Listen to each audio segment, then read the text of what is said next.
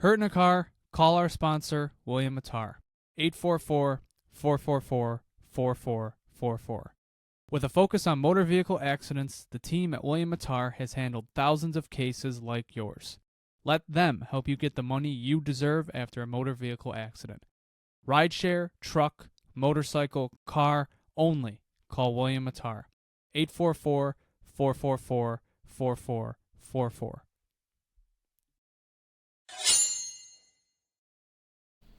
Welcome back to another episode of the Sabre Report podcast. My name is Jonah. I'm Christian. And I'm JP. And Christian, you look a little jacked up. A little patriotic. A little festive. I mean, we can't really see like what you're wearing exactly. I don't think it's too hard to put the pieces together. Yeah. No, I just woke up today. I rolled out of bed and I was just like, I'm feeling a little extra patriotic. I don't know why. I can't really put my finger on it, but I got Brock Nelson's uncle on my back. Anyone can see that? Probably not, because my chair's in the way. Dave Christian. 1980. The GOAT. 46 years. 46. And it's finally over. To the day. And it's finally over. What percentage of the population still thinks that was the gold medal game, do you think? It's got to be like more than half. Before that documentary came out on Netflix, it had to have been like more than half. I was just saying that to my girlfriend's. I was just talking to my girlfriend's dad. I was like, I still can't believe. And what's weird about that too is the Soviets still got silver that year. That's what I actually brought up. I was like, that one is weird. I forgot the Olympics used to be that way. Yeah. It's weird that. It's just weird how it worked back then. But I agree. Like, as much as that game was incredible, that game didn't win anything. It just got us to the gold medal. But it's insane. That's wild how that works. You're in the gold medal game, and then you just don't get a medal at all when you lose. Yeah, it must have gone off of like points or something. Yeah, like I don't know at when the end that of changed. No, I think they like replayed for it. Really? I'm assuming that's how it worked. I don't know. But None it of was this cool matters. Seeing all this stuff coming back up. Eruzione being on the broadcast a lot and being all over. It was cool to see it back up. And it's crazy. It's been 46 years since then and since we actually won a gold. I mean, I know they've only medaled what, 2 or well, I know they've silvered like 2 times. I forget like how many times they've bronzed since then.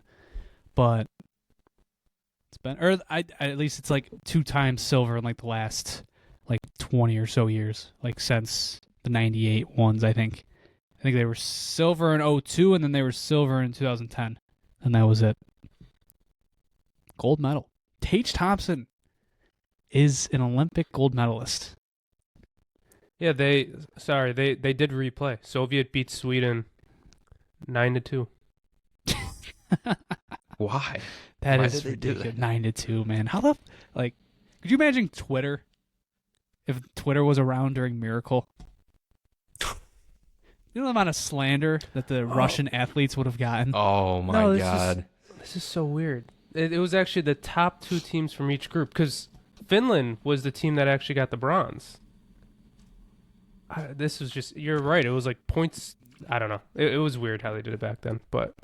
Good thing they simplified it because now it still feels surreal. I mean, it only happened a few hours ago, but man, it feels good. It feels really good. It feels really good. Like the U.S., they just needed like a recent one to just look on, and it's just good for the program. Just like how far the U.S. development pipeline has gotten in the last 10 years, like.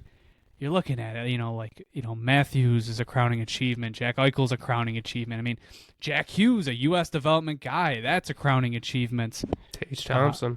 Even Tage Thompson, U.S. guy.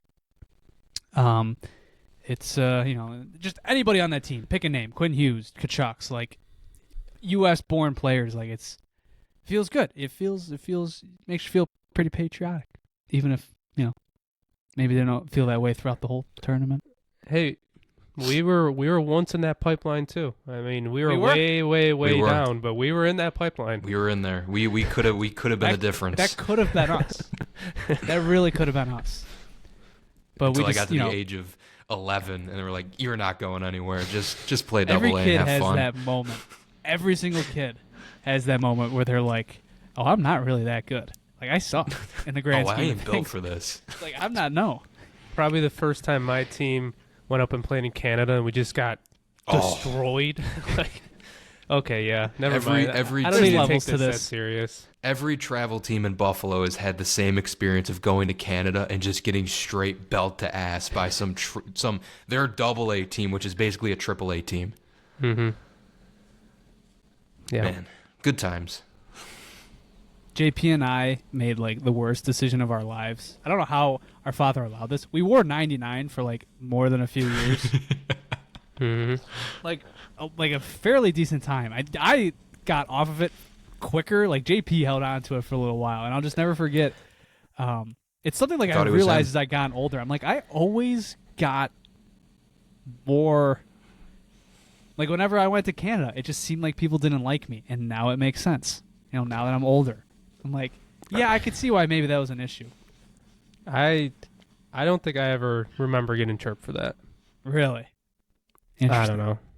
Jonah, you should have just been like, "Yeah, I'm better than your goat. Come after me." I took his number. He gave it to me. He gave me this number. I could probably count on my hand the amount of times like I maybe won in Canada against a Canadian I team. don't think I remember a time winning in Canada.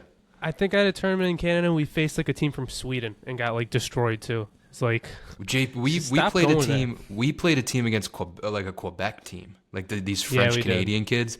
We got we're not built for this. We're like, we are not built for this. They killed us. Good for the U.S. though. Good for U.S. hockey. Feels good. Feels real good that you finally have something over Canada. You know, and women's too. Women's team too. Both sides. Our first sweep ever. And the women's. I couldn't believe that game was close. I mean, what they let one goal in the preliminary rounds, and then they are losing with 5 minutes left. It's crazy. I think it was even less. The net was empty. I think They scored with he pulled a little early. I think it was around 3 minutes, maybe 2.5. Yeah, that was electric to watch. Very fun. These Olympic hockey, man. There's nothing like it. It's a good day to be a Patriot. I'll tell you that. Best on best, I agree. But yeah, it's fun. I'm looking forward to the one in the next 4 years because that one's in Salt Lake City, I believe. So that one I'll probably actually be able to watch because I was obviously working, couldn't always watch it. I'm not on my phone all day like This Christian, guy over here with his job. Hey, what are you talking about? I'm at least allowed. Like my office had a standing agreement. It's like, hey, the Olympics are on. Like you could put it on if you want.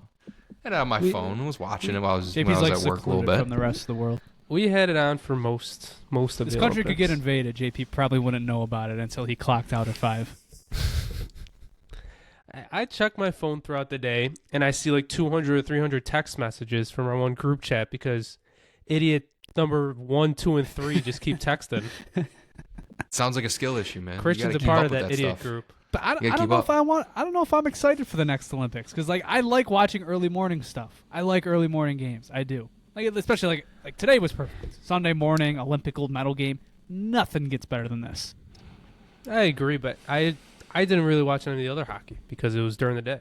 It is it is frustrating when it's during the work day. For me watching, like I love the Winter Olympics. I didn't watch like any skiing or snowboarding because I think that was all during the day, and that's like my favorite thing I like watching. Well, then I didn't watch any of it. Go play like Mario and Sonic. We'll reenact it. All right, we'll reenact it. Let's hop on. We'll go watch. We'll go play Mario and Sonic at the Olympic Games. All right. No, we could just go to Holiday Valley. Let's go. go. That's true. Let's do it. We'll do it ourselves. TSR We'll Olympics. do our own. Let's do it. Our own racing. We're gonna do every single Olympic sport. Some of those we will probably not make it out of. Like ski jumping. See ya. Ski jumping is Skeleton. sick. We'd probably end it on the ski aerobics or whatever, where you go down and you just go off like a straight up ramp and you do like 15 flips. That'd be it for me. I don't know. I feel like one of us would die in a bobsled crash. That's how one of us would go. Bobsled's pretty protected. They go like 80 miles an hour. Yeah, but those you're in a but you have the bobsled. thing. the luge and luge and skeleton. Yeah, people survive 80-mile-an-hour car crashes all the time. Yeah, but I'm not saying those crashes aren't bad, but skeleton and luge is a different animal. Those you're not they don't wear walled seatbelts. in. Like, those are crazy. How do you get into some of these sports? Well, it's like you see that like Norway and even like I know not hockey like Italy and a lot of these mountainous countries in Europe. That's what they do. They ski. They do all these niche Olympic winter sports.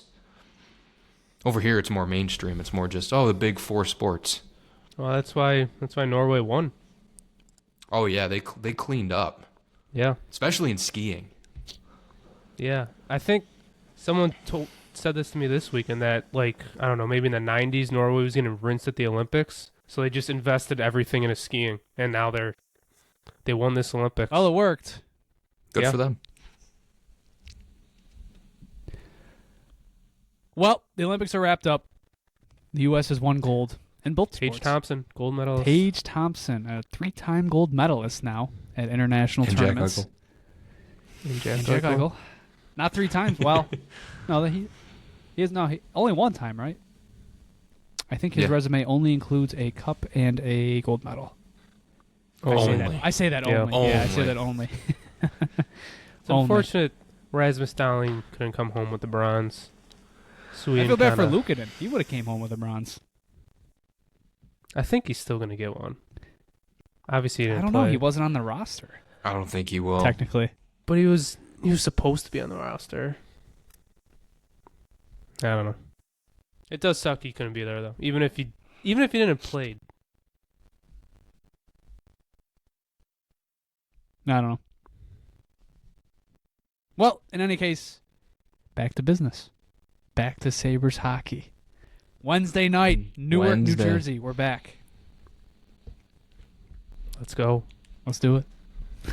From Connor McDavid to Jack Quinn. Here we go. It's nice for America to get its moment, but we have a drought to end here. All right, the real heavy lifting starts now.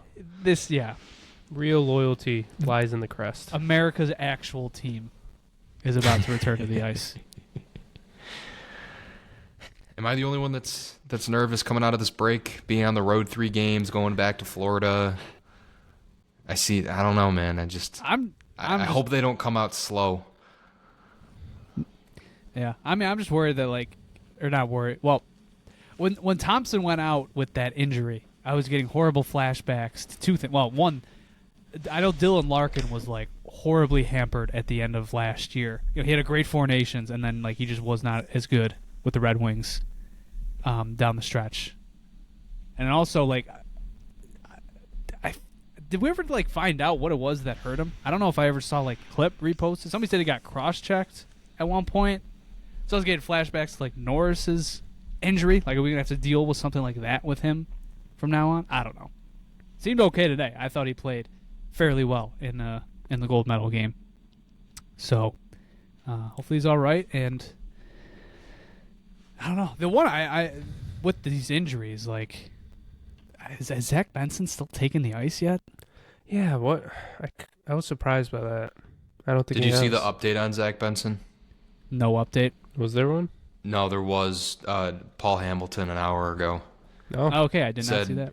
Ruff said Benson is doing okay. They got another work up done with the results tomorrow. It's not his upper body injury. They said it's another thing that they're trying to get clarity on. He said playing in New Jersey isn't feasible, but if they have good news, maybe in Florida. Them saying he's okay. Yeah, he I might don't be like cooked. that. That's not great. Yeah. That's actually God not good. Damn it. We were supposed to... Well, on our last episode, we talked about we're coming back from the Olympic break. We're going to add 6 new players to this roster who have been hurt.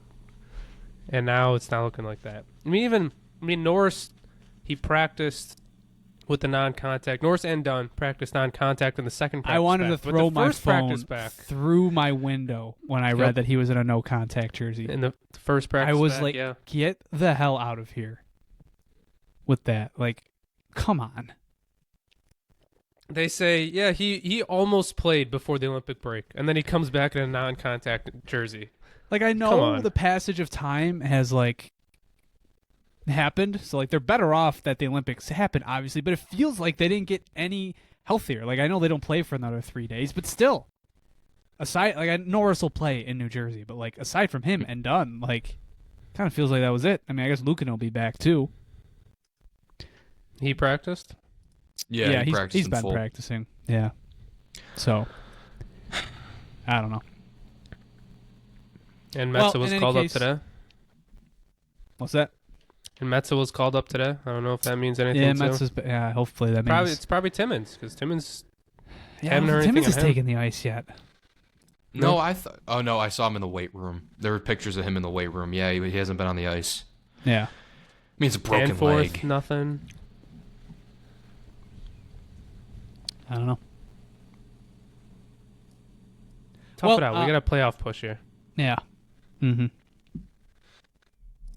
Do have a playoff push. Well, I know we didn't really have I didn't have a good opening to do this, but this episode, it'll be a little different. We still got some Sabres stuff to talk about. Obviously, we just talked about the injuries a little bit. But you can find the time code in the description. I did sit down for another interview with Andrew Mossbrooks to talk some Amerks hockey. They're gearing up for their last 20-game stretch of their season, so we had a good conversation as well about some of their storylines, a lot of other players with interest in Sabres, and some other guys that maybe have gone a little bit under the radar. So great conversation. Always love talking with Andrew, so stay tuned for that in a few minutes. And do have a pretty big announcement coming at the end of this episode, and then if maybe you're coming to this episode after you've seen it, we're posting it Monday morning. It's a big moment for us. So stay tuned for that if you want to hear it at the end of the episode.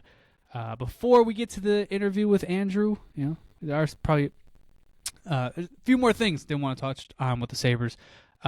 Just a reminder, are we less than 2 weeks out from the trade deadline? It's the 6th? It's Friday. Yeah, it's the 6th. Friday the 6th. 2 weeks 5 away, games not even. until the deadline. 5 games. It's crazy. You wake up tomorrow morning, trade freeze will be done, and you're like, oh boy, we got 2 weeks. 2 weeks to go. I mean, obviously there's a roster freeze, but almost a roster freeze, trade freeze, I should say. But no rumors came out over the break, and it should all start up tomorrow. Just status quo on Alex Tuck. That's all I've seen updates on. They just said there's no. That's true. They keep conversations open, but it's so frustrating to hear that. We know. I feel like we know what's going on. He wants Kempe money. Man. We get it. We heard it from the former GM of this team said he wants Kempe money, and he's just not budging. And I don't blame him for not budging. And I just feel like that's why everybody keeps saying status quo. It's like, yeah, no shit, it's status quo.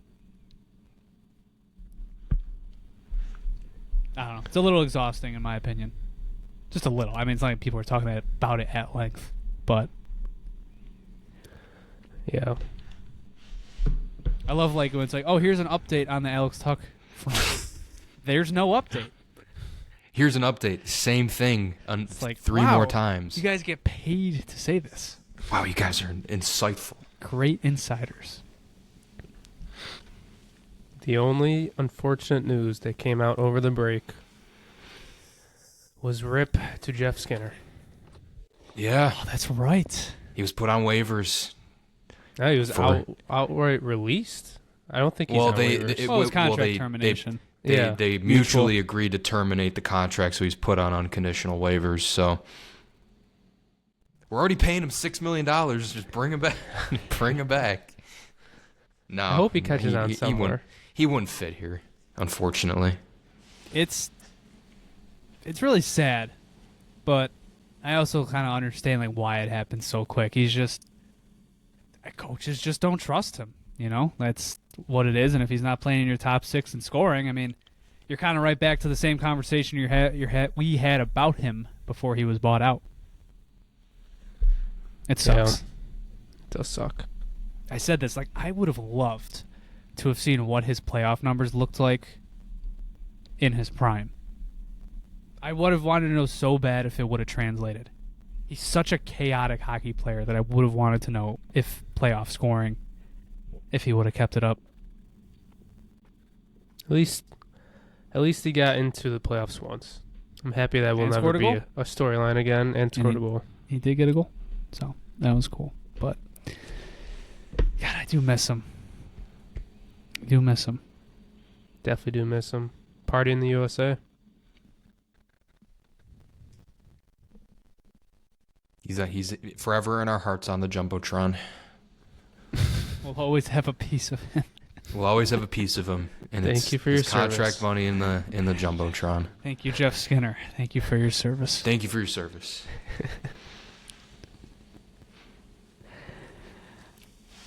What else? You think Seth Apper was taking notes on Tage Thompson's use in the power play? This is the one thing I did want to talk about, because we talked about it at length last episode in our mailbag when we were asked about it. It's interesting that you saw that quote come out that Team USA asked the Sabres if they thought he was up for it, if he was up for front of the net, and they said yes. I did not see that. Yeah. We weren't going to say no to that. If they were asked anything obviously they were going to about... pump his tires, but yeah. He got more. I think he got more comfortable as the tournament went on, and I'll be interested to see how they line up when they come back. But at the same time, like, I know Thompson, they said it was coming back Tuesday, or no, he was coming back Monday. So he'll get one practice in on Tuesday. Are they going to switch the power play setup to get him acclimated in front of the net? Will they do that right away? I don't know. Even Dan Dunleavy tweeted it out today that he liked him in the middle, or he liked that he's moving around. Yeah, I don't think it's a bad idea at all. No, I think definitely not. We know Christian hates Tage on the power play, but he's not. You're not wrong. You're not really wrong. But Tage should be on the power play. It's just there needs to be a philosophy change. There really does. They've taken the threat away of him hitting his one-timer, and that's fine. You just can't have him stand over there all the time anymore. He could always, like, the goal Eichel sent him his way where he had that one-timer. That's how you should be utilizing his one-timer. He should be cycling around, and then he finds his way back. Finding ways to open it up. Just like that's everything it should have been. Yep. From the beginning. I hope that's the notes they're taking from this, but do I have faith? I don't think so. I don't know. It is tough at the same time. Wednesday night's gonna come around, and we're just gonna see him standing on the wall, and be like, "Son of a move! You did bitch. such a good job." Like him and Kachuk, like they had, like Team USA literally had the perfect power play, or at least Canada's was better. Like theirs was absurd, but from like a structure standpoint, like Hughes quarterbacking, you had two flanks that were equally good in Eichel and Matthews, and then you had Kachuk and Thompson as guys that could switch from front of the net to bumper. Like, it was perfectly set up, and it's like, to an extent, I would almost not blame the Sabres, because we talked about it. It's like, okay, you move Thompson from the flank, who do you put there? You know? And they're getting they should be getting Norris back on the top power play unit, which is obviously what they've envisioned for Dolly, Norris, and Thompson. He'll go back to the right flank. I mean, I think we all know that's coming. But it's like, if you switch Thompson, like, is Quinn really your other guy? Like, are we really going to do that? Probably. Like, okay. I don't know. Like, you're probably, like... And something we talked about, like, if you move Thompson off, or if you move Thompson to front of the net, like, you're probably taking Josh Doan off the power play, too. Which I don't know how I feel about that. Like, your top unit might be Dahlin, Thompson, Quinn, Zucker, and Norris. Like, doesn't do a lot for me. Kind of makes me scared. as if, a regular power play shift isn't scary enough already.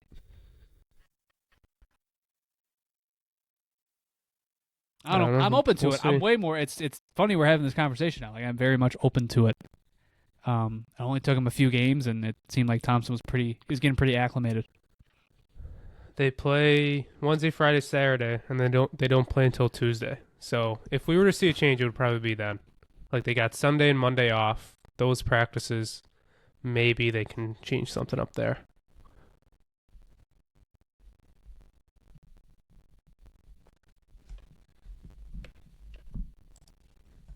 That'll be interesting. All right. Anything else Sabres related heading into this kind of stretch run?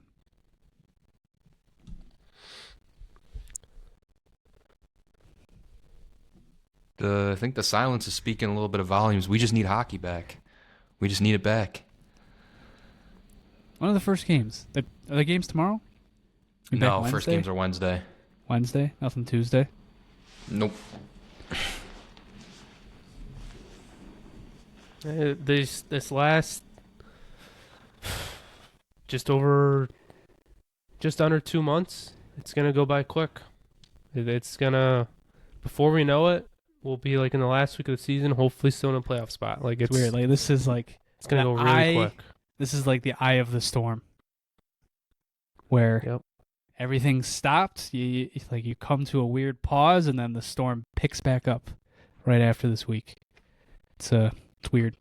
It's an interesting and weird season. We'll see if the Sabres can close it off. Looking forward to it. Tage and Darlene back. Tage comes back with playoff experience, I would say. Like, talk about playing at the highest level.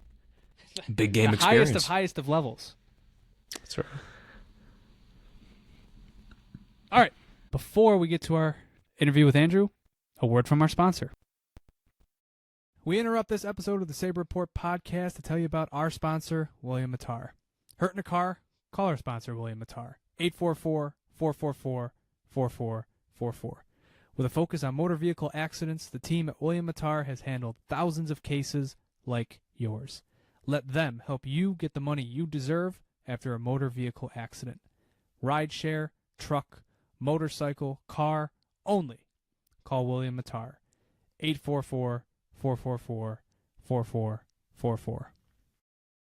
Well, I'm joined again by Mr. Andrew Mossbrooks, the color analyst, play-by-play commentator, and multimedia journalist for the Rochester Americans. Andrew, glad you could come back on the show to talk some Amerks with me. Happy to be here, Jonah. Still waiting for the banner. As you can tell, the walls are bare. There's plenty of room for it. You know what? I got to get on it. I'll get on it with my people. I will send you one. You're still high. You're held in high regard. Don't let that discredit you. Yeah, no, I'm good. I'm. You know what? It's fine. I get it. For what it's worth, I don't want it on these walls anyway because I snuck away at a random spot at Blue Cross Arena to do our interview here. I actually don't even know the name of the room that I'm in right now, but it's spacious, it's quiet, and hopefully it stays that way for the duration of our chat. I always look forward to them. So the last time we talked was before the season kicked off, and we had a great conversation about many of things, but I think given where we are in February, I don't think this is quite the season. I don't think this is quite the way we thought the season would play out for the Amerks. Given what's happened with the Sabres, regime change aside that happened a few months back, but just the injuries that happened with them, forcing call-ups from Rochester, and then Rochester having their injuries of their own. So much has gone on, and I want your perspective on where they stand right now. Yeah, you're right. I didn't expect this kind of season. I don't know that Sabres fans did either. And you look at everything that's going on. I mean, how awesome is it to be a Buffalo Sabres fan right now with everything? And I know we'll dive in later to how much of that success can be attributed to all the call-ups from Rochester that have had meaningful minutes played for Lindy Ruff. But I think at the start of the season, as you and I talked before we dropped the puck, I was anticipating a veteran, well, not a veteran group, that would be wrong to say, but I was anticipating, Josh Dunn or Zach Metza to be a captain. So 50-50 shot. I ended up being right on one of them, but neither of the guys have been here for much of the year, especially Dunn. I thought Oslin was going to continue to develop in Rochester. He's been here for all of, 7 or 8 games. Isak Rosean, we were wondering what would happen there. And obviously he's answered the bell when called upon, and he's had a good amount of time in Buffalo. He's split that time here in Rochester as well. And Konsta Helenius, who I was pronouncing his name differently, as was the rest of the world. We all were. Yeah. There's 5 pronunciations that I'm aware of now. Konsta Helenius, Konsta Helenius, Konsta Helenus, Konsta Helenus, and I talked to him myself, so apologies to anybody that's going to get mad at me, but then you can go to him and see if you have the same conversation. I said, do you understand, when he came back from the Olympic break, do you understand that your name is like a point of contention? And he's like, yeah, I don't know why. And I said, okay, how would you say your name? And it would be Konsta Helenius. Eus. So not us, not is, not us, eus. Anyway, that's not what you asked me, but I just wanted to get that it's clear. It's very important. It was very strange. His first, because he made his NHL debut in Carolina, and it was a national broadcast game, and they were saying Konsta Helenius, and everybody's like, oh, these guys didn't do their research. They don't know what they're talking about. And then it was like, well, no, it came out afterwards that you had like Dunleavy saying on like the next game the same way, and it was like, no, we were actually wrong this whole time. But now you've just thrown another, the 5th pronunciation is. That's a whole new one, but I guess that's from the man himself, so that's got to be how it's done. I'm going with it. I think it's the right one. He said it to me, so he could be pulling my leg. I have to remind myself he's 19 years old, so he's not too old for pranks. Maybe that's what he was doing, but I'm going to go with Konsta Helenius. But to your point, I feel like this team has played very well throughout the year, regardless of who's been in the lineup. Now, I'm surprised at who's been in the lineup. Overall, if you include injuries and call-ups, the Amerks have lost over 200 man games this season, which is just, unfathomable at times. But, a byproduct of success for development and getting guys to Buffalo can be challenges for the farm team. And so in some ways, it's kind of a good problem to have when you look at all the contributions that all these Amerks have made up with the Sabres. But, I think we've got a really good group, and there's been such a deep team here, and we can get into exact players, but, I do think in just broad strokes fashion, a Trevor Kuntar, Riley Fidler-Schultz, Jake Lecision, those guys have really stepped up. Anton Wahlberg's continuing to develop. And then I think, even some of these guys that have been ECHL call-ups, Matteo Costantini, Red Savage, on defense, Aiden Fulp,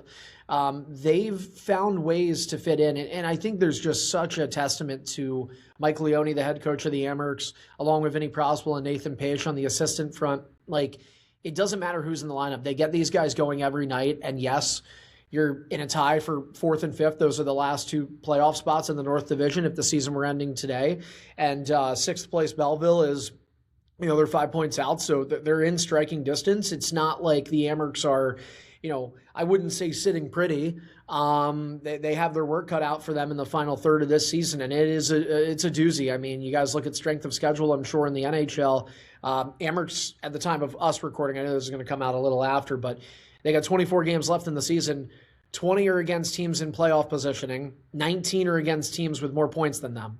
So it's, but I think this team is going to find a way. I really, really do. I think they'll find a way into the playoffs, but definitely a different year than we were expecting when you and I chatted over the summer. Yeah, I mean, the injuries obviously speak for themselves, and I think just like a game like the other night was so it showed a lot more of what the team was supposed to be. Rallying back from the 2-0 deficits. Yeah. Helenius and Metza, who made his return in the first for the first time since I think December. They both pick up assists, and they don't come away with the win, but they're able to get a point out of it in the shootout. I think it speaks to that's the version you thought that you were going to get, and you still might get. And it's just it's been a crazy season. Yeah. I don't want to spend too much time with the guys who you can quote unquote say graduated to the NHL, even though I think there's really only one that maybe is not coming back to Rochester, and Noah Oslin. who we can start with. Do you think Josh Dunn's coming back? He is practicing with the team now. I guess maybe they would have sent him down to this point. So that is a good point. Maybe he doesn't make his return either. But in any case, I want to spend just a quick second on that, and we'll start with Ostlund, who, like you said, I think we wouldn't have been surprised talking back in October if he made the leap to the NHL. But just how quickly he did. I mean, he came up for a few games, came back to Rochester, then came back up, and then has been there sort of ever since. He played 7 games in Rochester this season, scored 10 points, and we talked a lot about how he needed to carry over the performance from the last 30 or so games last year into this season. You only got a brief look in those 7 games, but what did you see from Ostlund that was maybe different from last year, or maybe told you that he was ready for this long and extended stint in the NHL? I think he was good last year. I think he was great in the 7 games here, but I think the confidence just made it come off as like, I'm better than the rest of this league. And he would never say that, but like the way he played in the AHL during those 7 games this year were just, I don't know, leaps and bounds above his peers. Like you'd look at him skating. I don't know if it's the last game he was here, but I want to say it was maybe December 10th. We'll go with at Belleville. I think he only came back for a game, and it was like a 3-point night. Like he had a great night. Yeah, and I want to say it was that game. If not, it was one of the last games that he's played here. And I was on the call for that one, and it was just like, I mean, it just didn't look fair. Like he was out there, he was faster than everybody. He was stronger than most of these guys. And we're talking, he's going up against guys north of 6 feet. That's not him. You think you look at the weight, and I mean, he's not a meaty dude, but he's smart with his size. He knows how to play the position. He's not afraid to work. And I think that's the thing. He outworks his, I don't want to call them deficiencies, but being an undersized player, we all know like that is a, the playbook gets put out on you and you kind of get labeled as undersized. When you get to the NHL, it can be really hard to overcome that. And his work ethic was just second to none. His hockey IQ is unreal. So it's not just what he's doing with the puck. It's his ability to anticipate where the puck is going, even if it's not on his stick, where he needs to go to get that rebound, where he needs to go to get that pass, to be ready for the rim along the boards, all those things. He's such a 200-foot player and a guy that, yeah, I wouldn't have been surprised if he was in Buffalo, but it's kind of crazy when you just look back at, it feels like just yesterday he was here, and you use the term graduate to the NHL, and I think we have gotten accustomed in Rochester to guys being here for 2, 3, sometimes 4 years before finally finding that full-time spot on the mantle with the Sabres. And Noah certainly, I think, I can't say overperformed, but he shattered expectations. He got there a heck of a lot sooner than I think maybe some would have expected, again, just going off of kind of the standard that's been set here over the last few seasons. But boy, is he showing every bit of being worth that. The thing that I've just been totally impressed with ever since he's made his way to the main roster is and it speaks to his hockey IQ that you were talking about. He is just always in the right spot on the defensive side of the puck. It's every time, every game. For a young player like him, his first season, and not just playing wing, he's played center a bunch with the Sabres, and to be maybe one of their most complete players right off the bat is something I was just very surprised at how well it's translated, right away. Yeah. I mean, that's the thing. Like you, excuse me, you say his defensive zone, like he has a very active stick. It's kind of tracing, if you really watch, especially if you're looking at the full sheet of ice, it's like it's tracing the play. I don't know if that's a really good descriptor for it, but like he knows where it's going to go.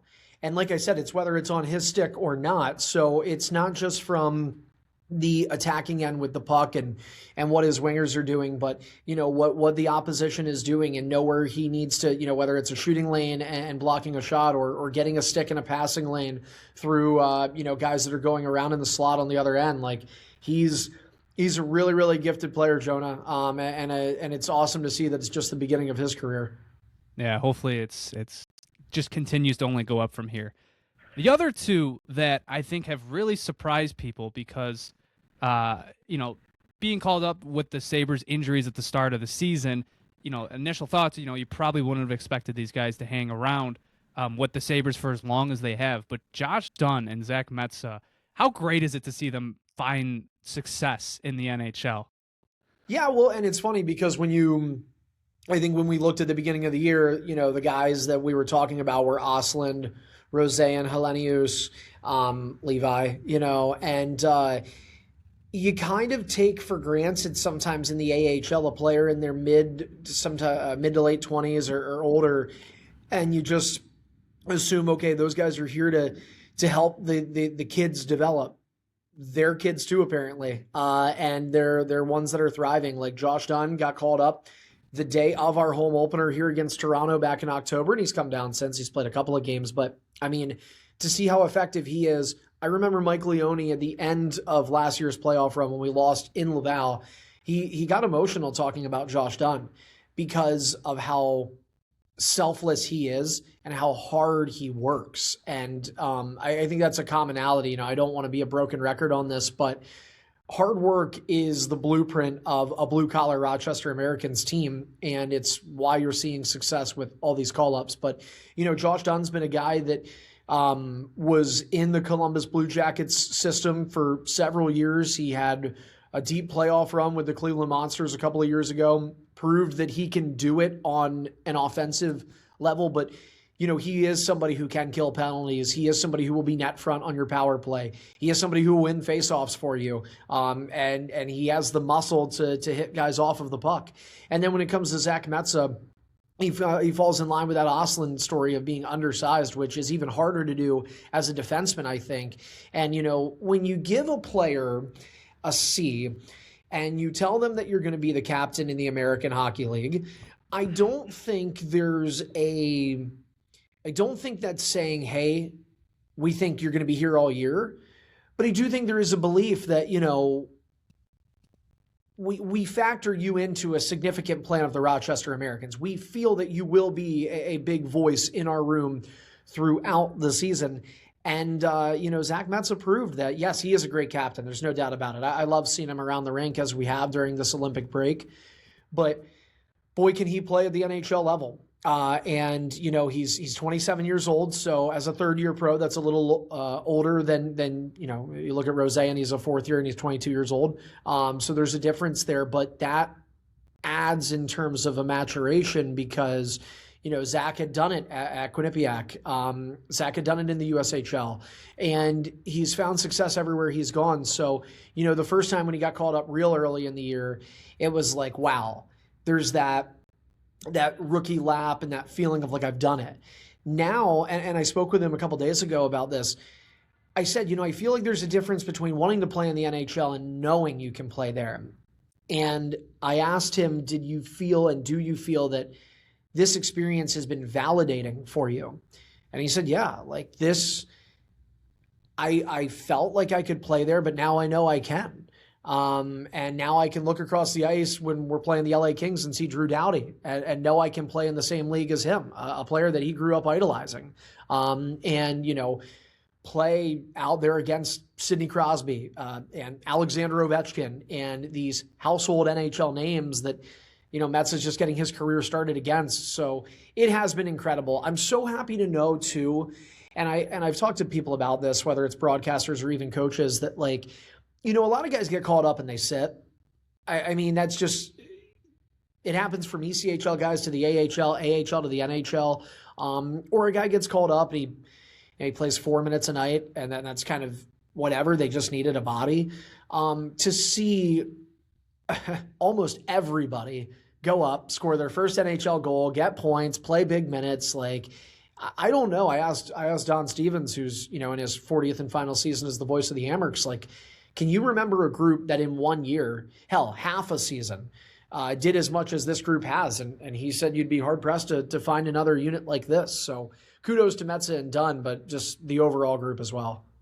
I'm glad you spoke on that knowing the NHL part, because I think it happened with both him and Ostlund, where their first sort of stints in the NHL. I know Oslin obviously played for the Sabres a bit last season, but this year they came up. They didn't look out of place, but I don't think they really made their mark. And then they went back to the AHL, came back up, and then they've just both prospered since. Especially like Metsä, I've really noticed the difference between that first stint to the second. That knowing part, I think, has really applied to him. Yeah, isn't he already like, I don't have the stats in front of me, but isn't he like a plus 11, plus 12 in 26? Like that's not easy to do as a guy who was basically an AHL call-up.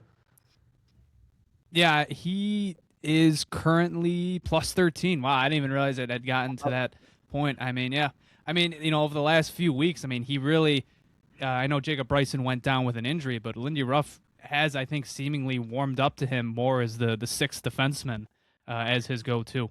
Yeah, I'm just saying, like, to me, I love a plus-minus stat, especially as a defenseman. Like, that tells you he's on the right side of the ice and good things are happening when he's out there. So, yeah, I mean, it'll be interesting. Again, I know we're recording this before the Olympic break concludes. I'll be interested to see what happens here and who goes back up. And you mentioned the trade deadline with the Sabres being in the position they're in. I'd be surprised if they didn't at least entertain other markets and tap into seeing what else is available. But they have internal options, and this is something that Sabres fans have been clamoring for years now, is to try to get to the playoffs. And it is interesting to think, what will they entertain? I think I don't know that they'll make a move. Nobody does, other than Jarmo Kekalainen, I guess. But, when they go to entertain it, the nice thing is they're not in a position where they are desperately needing to offload or add.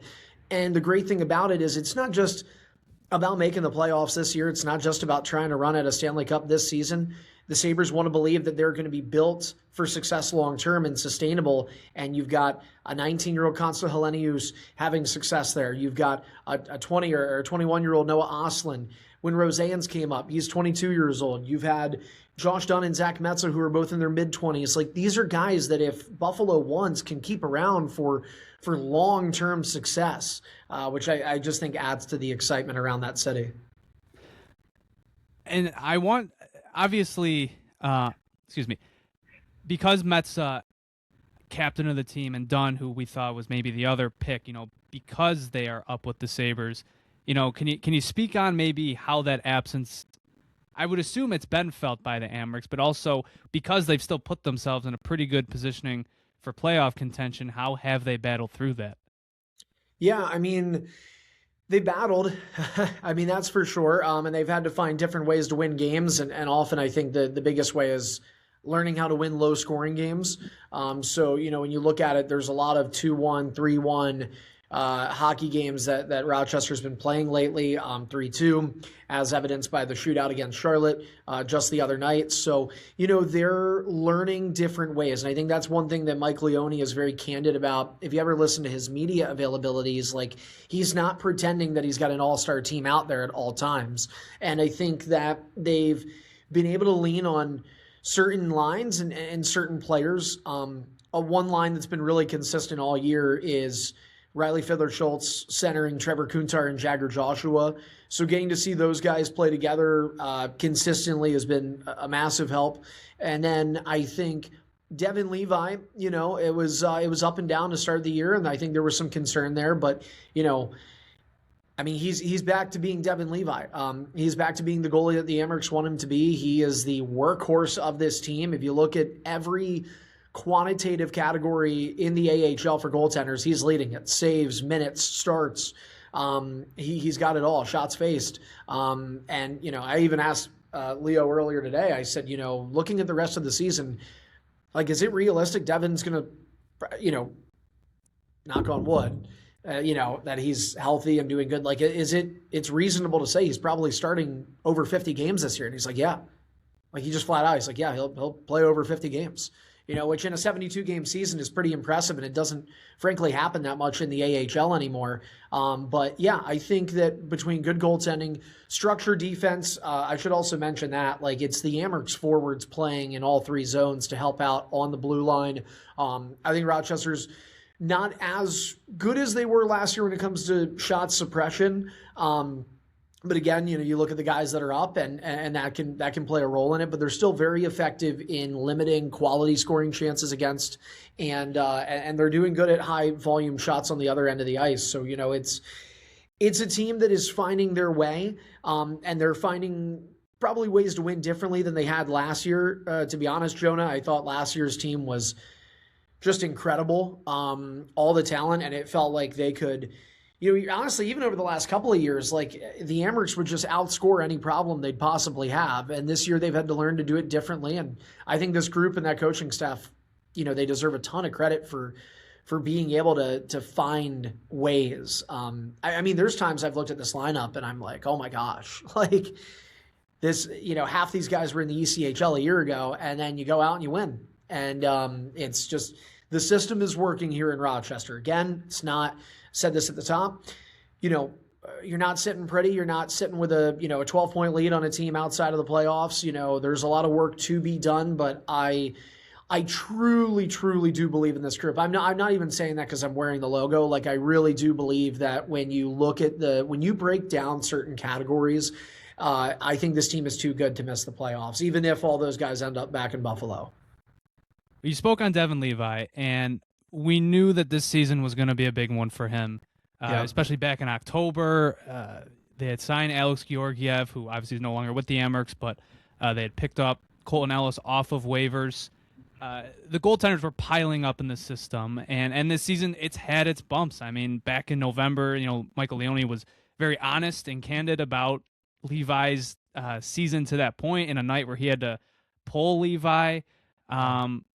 But it's also these last 11 games, he's been incredible. He's piled up, I think, close to a .940 save percentage. So what have you seen from Levi this season? Obviously, you spoke a lot about him being a bit of not just a bit of a workhorse. He is the workhorse.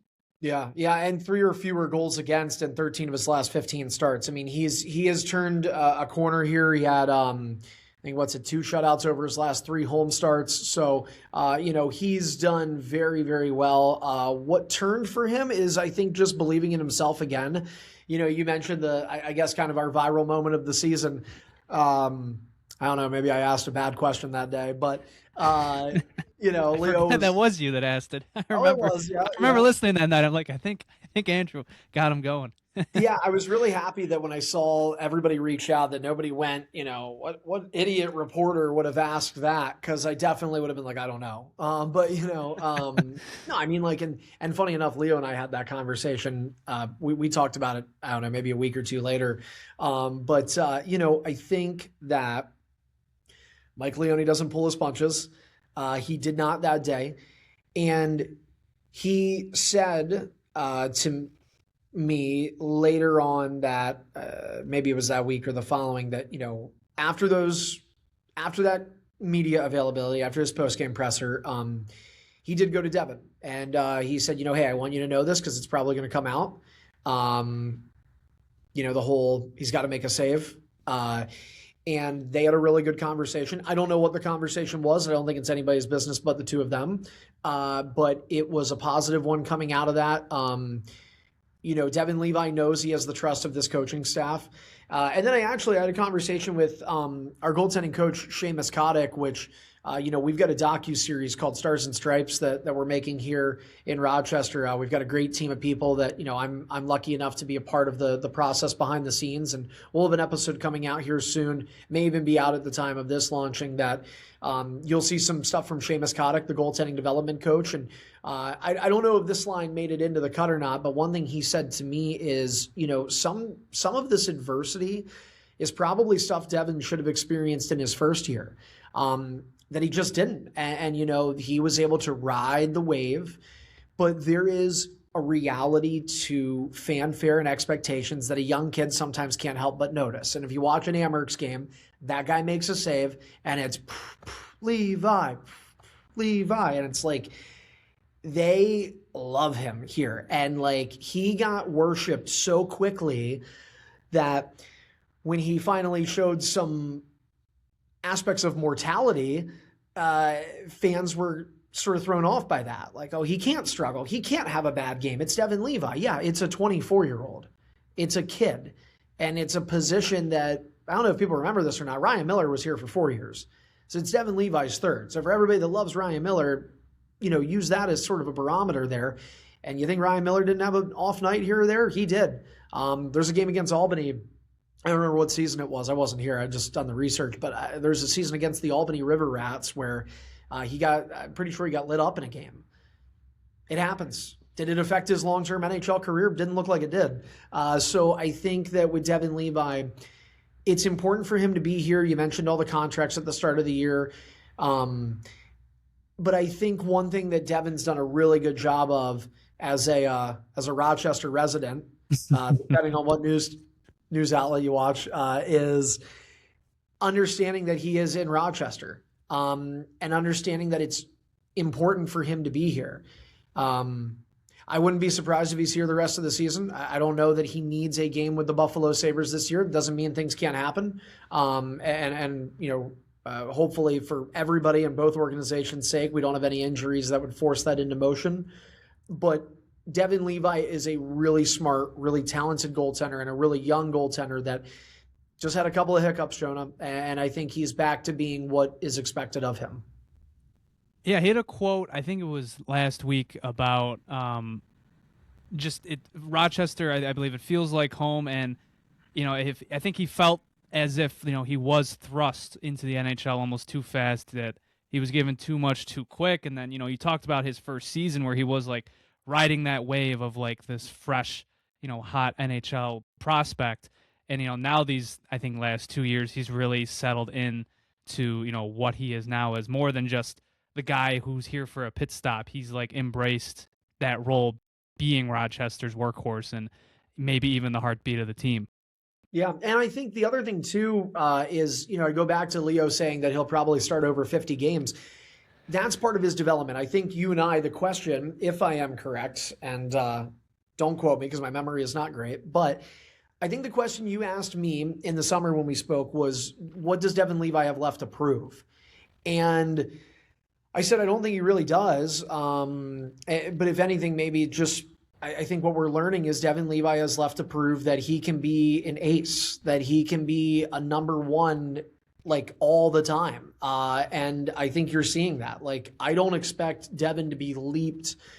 If what Mike Leone is saying is true, and this guy's going to start north of 50 games, I think he's going to end the season with more saves, minutes played, and games played than any goaltender in the AHL. That is an aspect of development, endurance, stamina, resiliency, getting back in the net after a tough night out, which he's done several times now. So those are aspects for him that are really important to his development. And I think, once we get into the offseason, we'll see where things are. But I think he's very content and happy.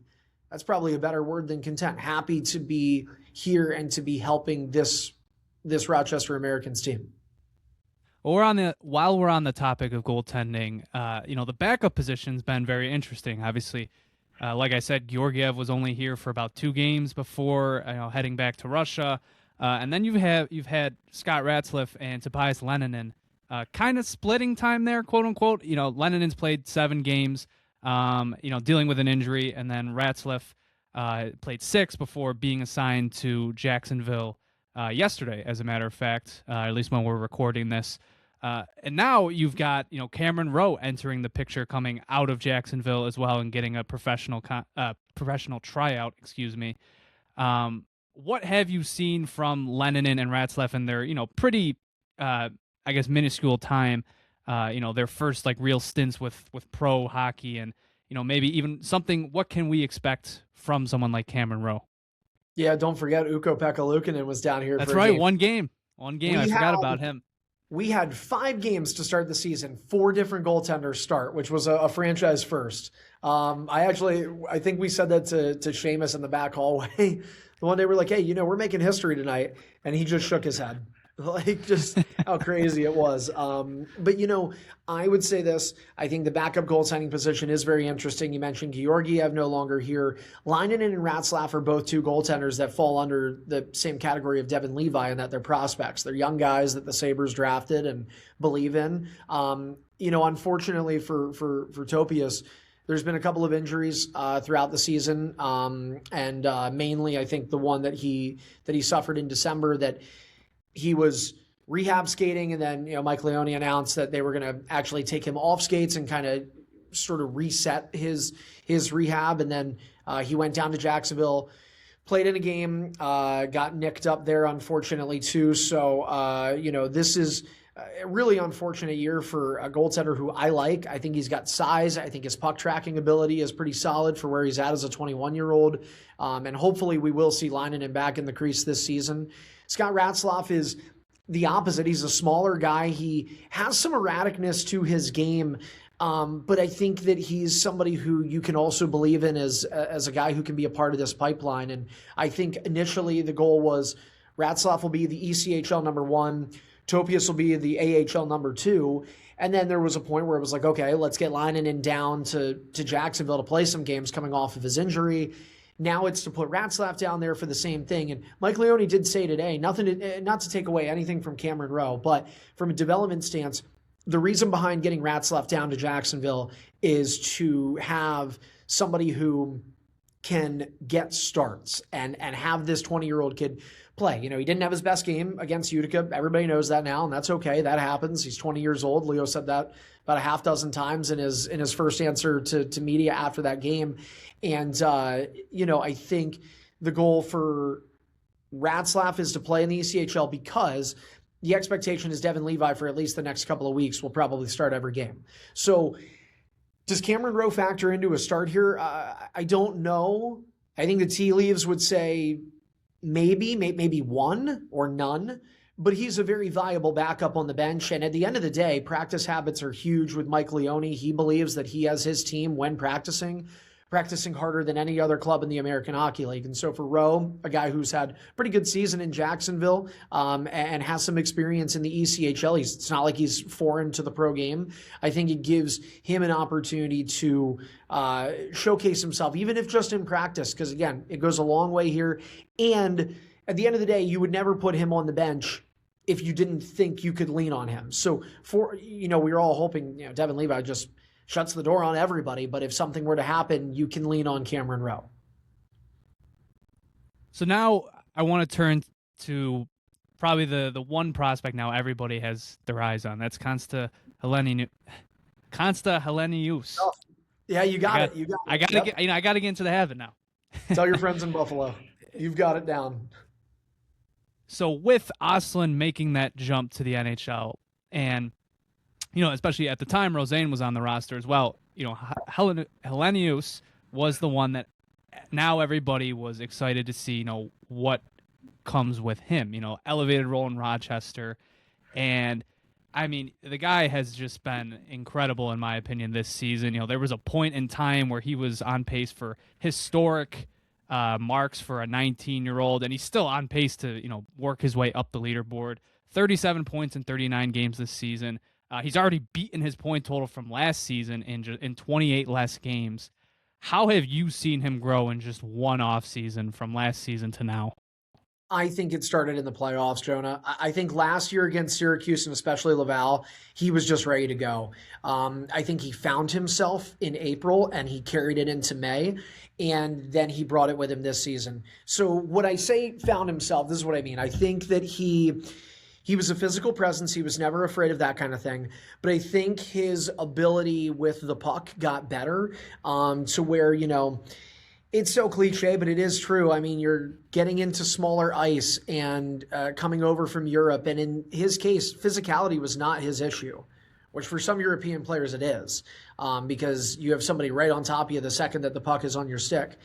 But I think for him, he wasn't afraid to initiate. I think maybe he struggled last season with figuring out what to do with the puck at all times. And then I think he got it in the playoffs. And then I think when he came into this season, it started being, okay, what am I going to do without the puck through all three zones? What am I going to do without the puck when the other team is breaking out or they're transitioning or they pick one off and now they're going the other way? It's understanding how to read plays, and he's gotten so much better at that. His shot is elite. His vision is incredible. He finds and threads needles better than most in the AHL, and he's the third youngest player in this league right now. There's I believe 6 19-year-olds, and he He ages out as the third youngest of them all. He has the second most points of any teenage player in the AHL behind Hershey Zelia Protas. He is a gamer and a guy that can lead. And to say that as a teenage player, and to say that as a second-year pro in North America is incredible.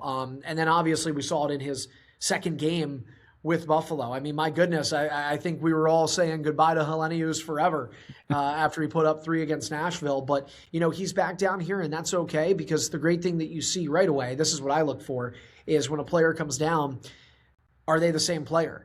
Because you never want to see a guy get his confidence maybe jaded a little bit from being, told, hey, you're going to go back to the AHL, and then they go 6, 7, 8 games without a point. Not a problem with him. And he and Isak Rosén play off each other so well at this level. Those guys are it's torture for the other team's penalty kill because Helenius is often trying to find Rosén for the one-timer on the right side.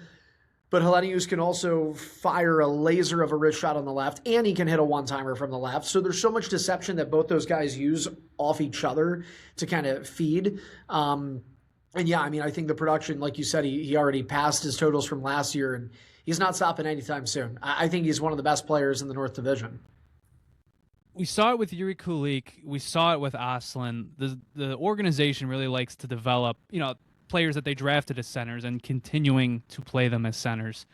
And then in the NHL, in his first stint, he spent time primarily on the wing. How do you see him kind of transitioning when he makes the full-time jump to the NHL? Do you think he carves out more as a center, or maybe the wing is something that he makes that transition to? Yeah, he's playing center now in Roch, and they did that intentionally. It was at one point him and Rosén as wingers with Anton Wahlberg centering, but the Amerks need a little bit more depth down the middle, so they shifted Wahlberg to a center, and Helenius, they put Wahlberg basically to a second-line center instead of those three being on the top line together, so that way Helenius could slide over as a center on line one with Rosén, and then on Wednesday it was Matteo Costantini playing on the left side. So, my brain tells me that the position you're playing a guy in the AHL is to develop him for that position in the NHL. So I want to say center, and I do think he has the ability to do it. He's fast, and you need speed if you're going to play up and down the ice. I think he's pretty decent on faceoffs. I'd like to see him get a little bit better there. But I think that I don't know. I think he's a center. I think he should be a center in the NHL. It's probably a little easier at first to maybe have a guy play wing up there. And matchups they play a role in it too, along with, who else is up there and whose job are you trying to slide into. So if the Sabres are deep down the middle, which they are, then, sometimes it is going to make more sense to play as a wing, but I don't know. If it were me, I really like him in any position on offense because he is offensively just, he's dynamite. But I'd like to see him as a center. We knew that this season was going to be a big one for Isak Rosén. We talked a lot about it in our past convo back in October. Had a great season last year, but at the time we knew he was left off the Sabres opening night roster, and we knew that this one, especially coming off a prospects challenge where I think he went pointless, I believe, we knew this was big. And all he's done this season is produce, not just for the Amerks, even in his brief stint with the Sabres. How big has he been to helping the Amerks stay in this playoff race, and how has he, elevated his production to another level? Yeah, he's a monster. No question. I think he is the best version of himself that we have seen. He is the most productive Amerks forward in my 3 years here when it comes to looking at any of the single seasons. You look at his points per game. He's got the second most goals in the Eastern Conference. The guy that he's trailing has 5 more than him, but 17 more games played than him. So I think that tells you he probably would be leading the Eastern Conference at minimum, if not the whole league, if he was here longer.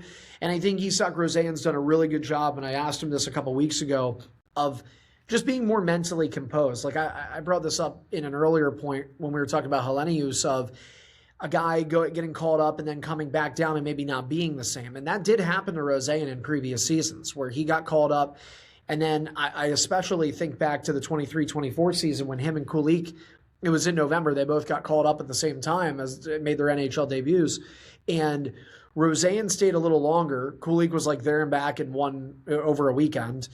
And then Rosen, I think, went up, played, I want to say 6 games. Yeah, it was around that number, yeah. Yeah, just a handful, but didn't produce any points.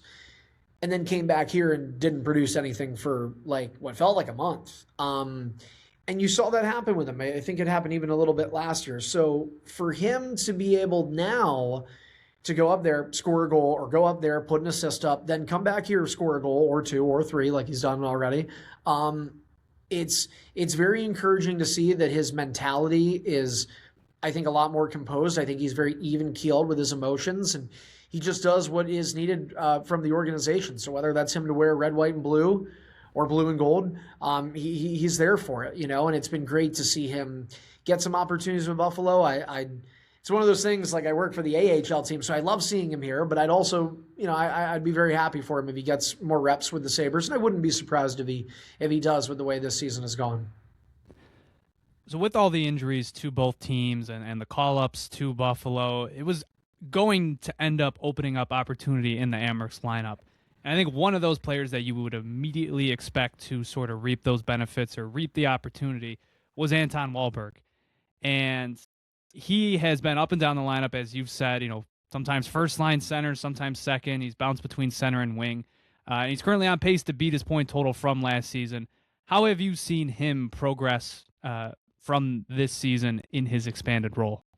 I think that when people look at Anton Wahlberg, they get concerned, which is interesting because they do see, okay, wait a second, this guy is second full season pro, and we're talking about Rosen lighting up points, Helenius, same thing, Oslin, leagues above the AHL, it felt like. And then you look at Wahlberg, and it's like, okay, well, why isn't he up to 20 goals? And I think the big thing that is great about Anton Wahlberg is it's just not the role. It's something, talking with Mike Leone before the game against Laval this week, that he said, we see Anton as a guy who can play center, kill penalties, and that is what we think his role will be in the NHL. And to anybody that's sitting there going, oh man, there's this prospect that like why isn't he lighting the league on fire? Well, Tyson Kozak never lit the AHL on fire. I think he had a stretch where he got goals in 4 or 5 straight games. That was like an anomaly for him at last season. And Tyson Kozak is in the NHL. So I think it's very important to remember that the 12 forwards for the Buffalo Sabres, well, I mean, some of them haven't played in the American League, but your 12 forwards that will eventually go up to the NHL are not 12 30-goal scorers in the AHL. There are roles that need to be played. And, there's, also, by the way, if you had all players that could do that, probably would be in some trouble with the salary cap. But, so I think that with Wahlberg, and this isn't me saying he and Tyson Kozak are the same player. They are not. But the profile that is comparable is that they're not guys who I think are going to light the American Hockey League scoreboards up. They will produce. Wahlberg a little bit more of a scoring touch than Kozak, in my opinion. So he is finding some points. He mentioned he'll probably surpass his totals from a year ago, but it's what he's doing elsewhere. And I think he's a really good presence for the Amerks as a defensive centerman. I feel like it would almost be disrespectful to go this long in the episode and not bring up the team's leading point scorer in Zach Jones, who as a defenseman has 44 points in 38 games. Especially for a back end that's had its sort of, it's been depleted at times. How good has he been for that back end?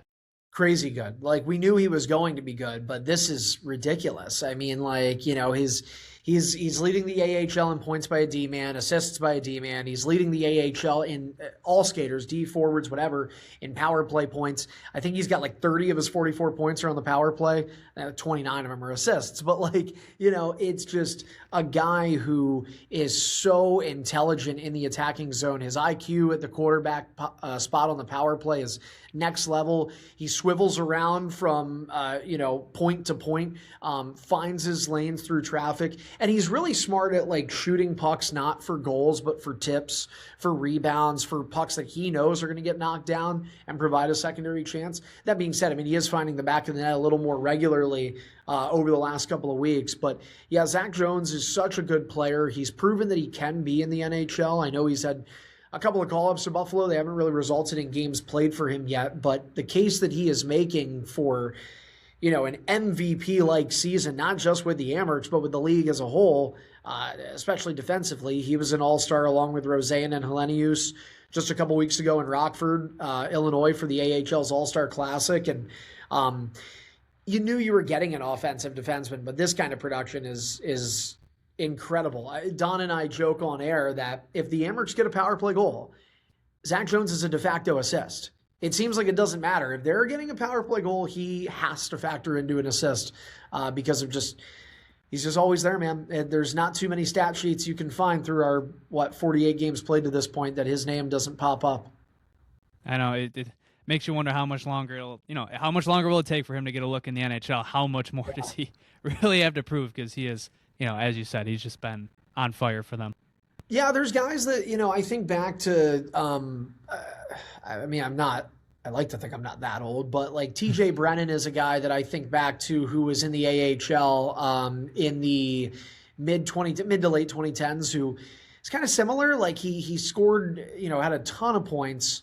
I remember him with Lehigh Valley. He had been with a couple of other teams before. I think I'm trying to remember if he was with Rochester or not, but it was before my time anyway. He just put up a ton of points as a defenseman in this league, and he didn't get a whole lot of, not too many cups of coffee in the NHL. I hope that's not the case for Zach Jones. I think part of it, as you mentioned too, is like we know how, yes, Buffalo's had their injuries. They are very deep on the blue line as well, though, and so it's kind of hard to come into an organization and, what are you realistically? Are you a number 9 or a number 10 defenseman in the pipeline? And so Jones has done the best he can to take care of what he's taking care of. But he's another one, man. Like, these guys love being Amerks. And that may feel interesting to hear if you're a fan of the Sabres, because you would think, okay, well, nobody in the minor leagues wants to be in the minor leagues. That's not the case. Like, players are very realistic with where they're at, and I think Zach Jones believes he can play in the NHL, but he certainly doesn't view being in Rochester as a demotion. He's happy here. He gets along with the group. He's a part of, he is one of the leaders on this team. Even when in games he's not wearing letters, like he has a voice, and he has fun. I never see that guy not smiling, which is just it's a joyful sight, and it is, especially at the end of games that we're winning and he's getting 2 or 3 points a night. So with that depleted blue line, the Amerks went ahead and they made an interesting move a few weeks back, sending out Victor Nuchev in exchange for Gavin Bayreuther. What can you tell us about this trade? What to expect from Gavin Bayreuther, and maybe why they felt this might have been a tough decision, but one that they had to make. To send out Nuchev to bring in another body for that back end? Yeah, it's a good question. And I'll say this, Jonah, I think it wasn't so much, and I say think because we don't know. Again, that's a Jarmo Kekalainen, maybe you can get him on the Sabre Report. But you're not count on it. But I will say, in all seriousness, like, I don't think it was as much of the organization looking to move on from Victor Nuchev as it was understanding what the needs are at this time. And when you don't necessarily have the needs through your installation and you have to go outside to find them, you sometimes have to make difficult decisions. I think Victor Nuchev is a young player who's got a bright future ahead of himself, and hopefully he finds success with the Chicago Wolves in that Carolina Hurricanes organization. But for Rochester, keep in mind at the time before Bayreuther got here, the game prior, 5 of the 8 Amerks opening night roster defensemen were either called up or hurt. They were playing with, I think Nikita Novikov may have been the one guy that had played in game 1 of the season that was in the lineup. So, defense is huge. Devin Levi is good, but you need guys in front of him to help out as well. And you still want to be selective Gavin Bayreuther pops up on the radar as a very experienced defenseman. He comes in here immediately, most seasoned defenseman on this roster. Actually, more games than anybody on this roster, regardless of position. Comes in with the background of having played in the playoffs. Comes in with the background of having played in the Calder Cup finals. This is a guy with experience, and it's one of those things that kind of falls under the intangibles category for a group that has aspirations of going far in the playoffs. Yeah, you know what? They're not first in the North Division right now. I don't think they need to be, especially depending on what happens at the end of the year. If they get some bodies back, they're going to be one of the more dangerous teams in the AHL. And to add Gavin Bayreuther in, you know, that was something that the Amerks were missing. They didn't have, and keep in mind, you know, they parted with the Mason Yopsts and Brett Murrays and Ethan Prowse of the world that were here for that run to the Eastern Conference Finals a few years back. So the playoff experience that Gavin Bayreuther brings is kind of unparalleled in this lineup right now. And the mileage on this guy, you know, the years of service, the fact that he's been and seen all situations. I really like his shot too. He's not exactly he's not going to be Zach Jones when it comes to points. But I like his shot. I like his control with the puck on the breakout, especially. And I just think that at this point in time, that was something the Amerks really needed. And it was why that the Sabres decided to execute the trade. And obviously the Hurricanes organization wanted a fresh body. They wanted somebody younger, and they wanted to, you know, see what they have in a young prospect. And hopefully both sides win on this. The Canes and Chicago Wolves with Neuchev, and Sabres and Amerks with Bayreuther. So I asked you heading into the season, who you thought was flying under the radar? And I'll ask you right now, to this point, you know, especially in this season with so much opportunity. I mean, I know you brought up some names at the beginning that you think probably fit this category. Who is flying under the radar for a lot of, you know, Sabres fans maybe tuning in or keeping, you know, just a watchful eye on the Amerks? Yeah, I mean, if you're a Sabres fan, you should look at Riley Fiddler-Schultz because he's a Sabres contracted forward. And, you know, you look at all the success stories with the unlikely players. So a Dunn, a Metza, a Kuntar. I think Riley Fiddler-Schultz falls under that category. Undrafted player, played in the ECHL. He is the only player on this Rochester team to have appeared in every game this season. He just got a hat trick against the Utica Comets on Sunday, the 15th of February. He's surpassed his point totals from last year. I think it's very realistic that this guy could reach a 20-goal season in the AHL. Secondary scoring is great. Plays on a line with Trevor Kuntar and Jagger Joshua. He was a center in Major Junior, but I think he kind of scouted out as a player that would be more suitable on the wing in the pro game. But he has sort of tried to buck that belief, and so he's taking faceoffs. He's playing down the middle. Really good guy who can play in all situations as well. I think he doesn't mind being at the net front. I think he does have a good shot as well. You know, I like him a lot. Another one that even surprised me to some degree is Olivier Nadeau. And his points right now aren't going to show anything, you know, super flashy. But I really like the comfort that he's starting to find at the net front. He did this a lot when he was playing for the Cataracts in the Quebec Major League right before he got drafted a few years back. And it was just finding a home on the blue paint. And, you know, especially when there were times that guys were out for injuries or called up to the Sabres, he was even getting some minutes along the power play. I like his ability and fearlessness behind the net as well. I like him and how he digs away at the end boards. You know, again, a guy who right this moment you're not going to see. I don't think he's going to all of a sudden turn 20 goals in over the last 24 games, but somebody that I really like there. And, you know, Trevor Kuntar is another one who I could go up and down the list genuinely with how talented this group is and all the adversity they've overcame. But Trevor Kuntar is a guy who the Providence Bruins saw as a fourth-line player and sometimes a 13th forward that wouldn't find his name in the lineup. Boy, has he proved them wrong. You know, I think it's realistic again. You might be looking at another 20-goal scorer. If not, I think he could finish, you know, 16 to 19 goals this season. I think that's somewhere that would be a fair capstone for him. A guy who has excellent speed, a guy who is very gritty. He is one of the team's leaders in penalty minutes, but it's for a good reason. Like, he likes to get in the jam. And I just think that he's been certainly what I saw statistically at the beginning of the year coming in, from a couple of years in the Bruins pipeline to what he's provided now is well above expectations. And I think that the Amerks have done a really nice job with that. I'm trying to think. I don't want to just rattle off the entire team because it's cheating for your question. No, I mean, those are guys that I really like. In my head, I want to go defense, but I think we kind of know all about them. They're prospects for the most part across the board. Although Aiden Fulp, he's been out hurt for a little bit recently, but I really liked him coming up from ECHL Jacksonville. He's played in this league before. He was with the Bridgeport Islanders, and couldn't imagine it was the most enjoyable season for him last year. They finished with one of the worst records in AHL history, but thankfully he's on a team that wins a lot more now. Yeah. Doesn't seem like they'll be there for too much longer either. No comment.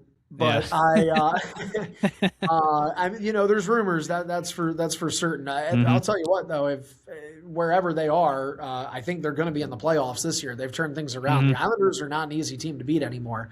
They were kind of the laughingstock of the AHL last year, and they are not that anymore. But yeah, I mean, there's a lot of really, really talented players here, Jonah. It's why, I think there are teams that if there were other teams that had the kind of injury issues and call-ups that the Amerks are having, there's a handful of other teams that would be on the outside looking in now when it comes to the playoffs. But this team is they have surfed over the wave of adversity, and hopefully they continue to do so as we near the postseason. Yeah, so you kind of mentioned it back at the beginning, like these last 20 games, the last 25-ish game, 20 of them, it's going to be a dogfight. Yeah. Heading into, they're still battling for playoff positioning. Like I said, they look like they're in a good spot right now, but nothing's guaranteed. Could you go maybe preview this last little stretch a little bit further, maybe what they need to improve upon, or what they're going to get back, what guys are they going to get back pretty soon? Kind of give a temperature of the situation heading into this final stretch run. Yeah, well, I think the Amerks, when it comes to an injury side, I mean, Noah Lowen and Red Savage are the main guys that are out right now. So I think that, fortunately, and I don't mean to take anything away from those two players, and we want them healthy, but for the most part, the Amerks are healthy, certainly a heck of a lot healthier than they've been. And I think the best thing that, in some ways, I probably shouldn't say the best thing that could have happened. The best thing that could have happened is they just win every game, right? And we'd be talking about a 48-0 team. Grand Rapids Griffins were close at one point. It was crazy. I don't know if you think it's a heck of a story. I mean, my God. Unbelievable. But, they're coming down to earth a little bit now, but they've certainly built themselves up some equity to afford these losses. For the Amerks, I think all of the man games lost has taught this team the multitude of ways you can win American Hockey League games.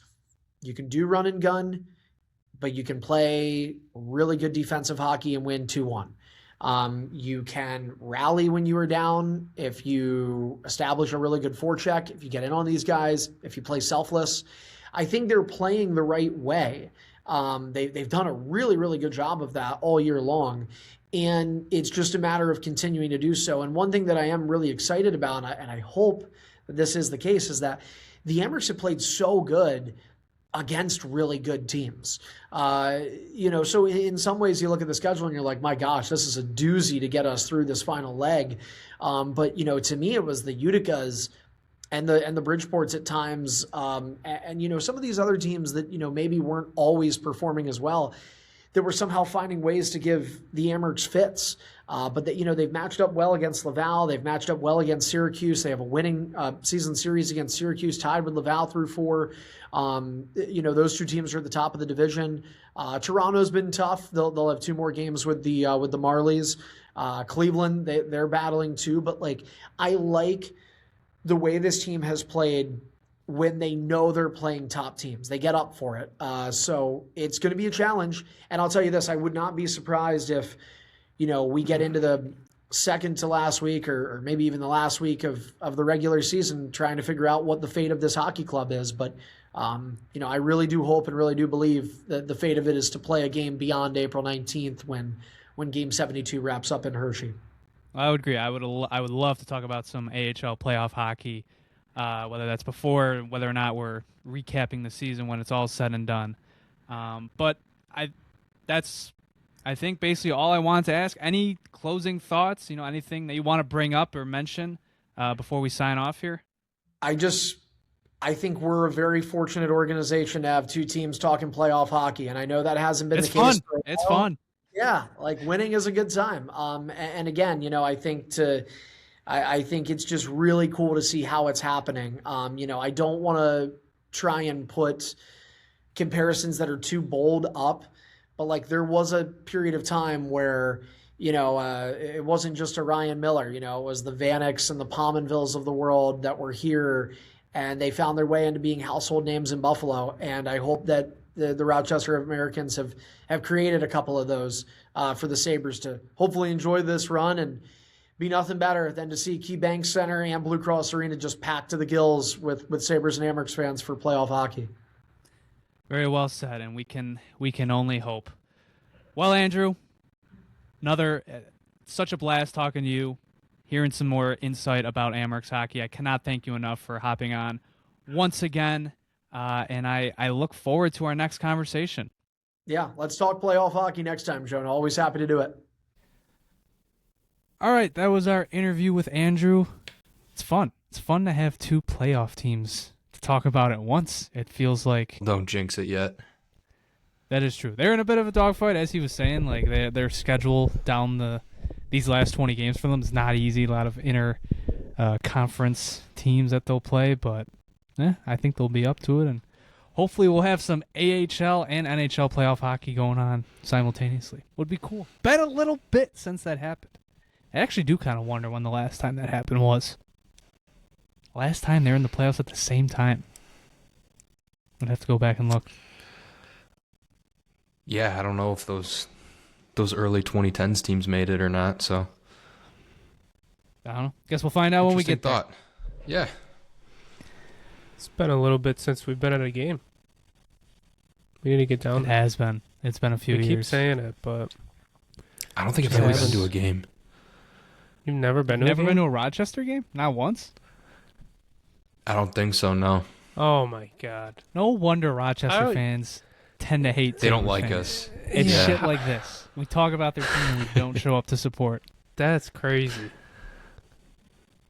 Oh, no, well, we have to get to one now. I can't believe then we got it. We have to do. Didn't me, you... I don't think Christian came with us to that playoff Tyler? game. No.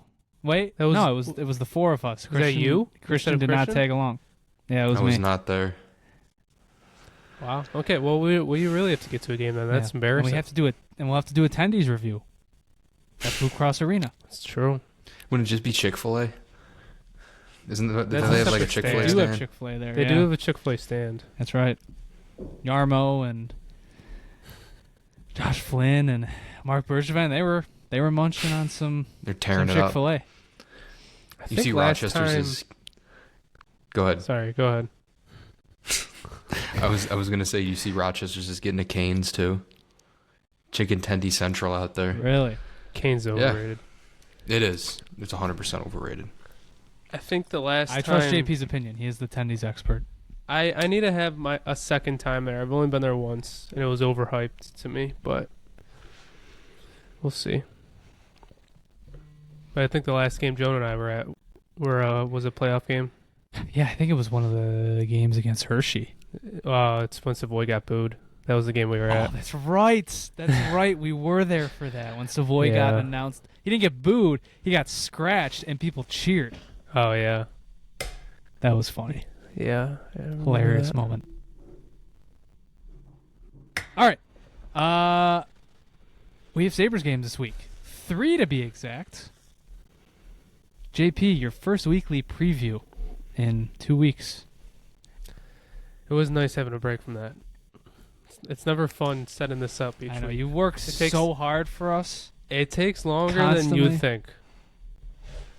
But, all right. It's week 19 of the season. We have 25 games left. 5 games until the deadline. And this week we got a 3-game road trip before returning home. Sabres are at New Jersey Wednesday at 7. This will be on MSG. This is obviously the first game back for both of these teams. It will be the Olympic celebration for New Jersey and for Jack Hughes for getting the golden goal. So that will actually be really cool to see that. I wonder what they will do, and hopefully it will be on MSG. So it'll be interesting to see what they do there. But that is actually pretty cool, being the building for the golden goal player. The Devils are 28-27-2, 7th in the Metro, 12 points behind us, and 11 points out of a playoff spot. Not having a good year. So unfortunately, Jack Hughes is not returning the good vibes. On a 3-game losing streak, they have lost to Ottawa, Columbus, and the Islanders.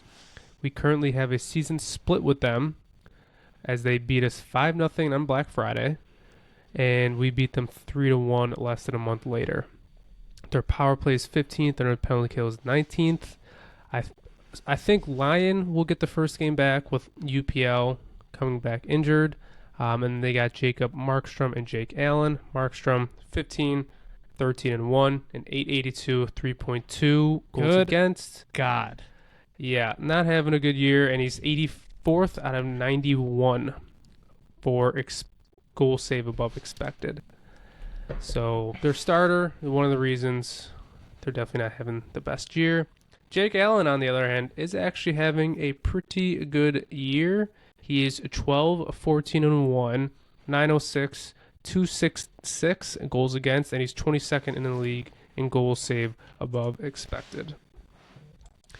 Injuries, Luke Hughes is day-to-day and likely won't be back against us. Steven Noyson is week-to-week, and Zach McEwen is out for the season. Nico Hischier leads their team in goals and points with 19 goals and 23 assists. 42 points in 57 games. Did I just cut out there? A little bit. A little bit. Just for a sec. What was the last thing I said? No, we heard you. It's JP's Ethernet. Cuts in and out sometimes. Yeah. Oh. We heard the point total. Okay. So 42 points in 57 games. That is their highest point total. Kind of says something about why they're not doing so good. Jesper Bratt has 41 points. American hero Jack Hughes, he is a point per game. He's 36 points in 36 games. But obviously he was injured for about 20 games because of his little dinner accident. Dawson Mercer has 30 points, and Timo Meyer has 28 points. Luke Hughes does lead the defenseman in points with 26, but he's currently hurt. Dougie Hamilton is next with 21. There's no former Sabres. And I figured, at least for this week, maybe next week, I'll say if any of their Olympic participants got a medal. And obviously, Jack Hughes got the golden goal with the U.S., and that was the only medal for their team. The key of this game is to win this first game back, get the vibes going. Obviously, the vibes were not the best going into the break. So let's win this one against the team that hasn't had the best year, and let's get this last 25 games going on a good start. Then the Sabres are back in Florida for another back-to-back. They are at Florida Friday at 7 on MSG. The Panthers, they are 29-25-3, last in the Atlantic, 9 points behind us, and 8 points out of a playoff spot.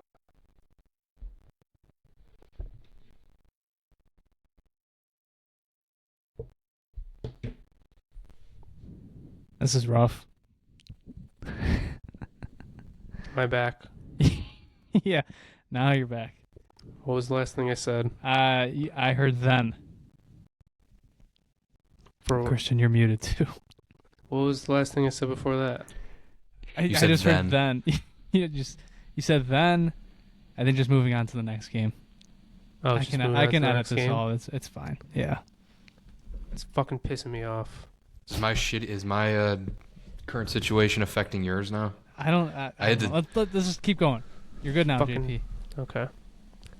Sabres are at Florida Friday at 7 p.m. Another back-to-back in Florida. The Panthers are 29-25-3, last in the Atlantic, 9 points behind us, and 8 points out of a playoff spot. Not completely out of it, but they are last, and they have to leap about 4 or 5 teams to get back into a spot. They are currently, they lost to us. They beat Boston and lost to Tampa. That was their last 3 games. We do have the rest advantage against them as they play Toronto on Thursday before us, and then they face us Friday night. So we are getting the rest disadvantage against Tampa, but we will have the advantage against Florida.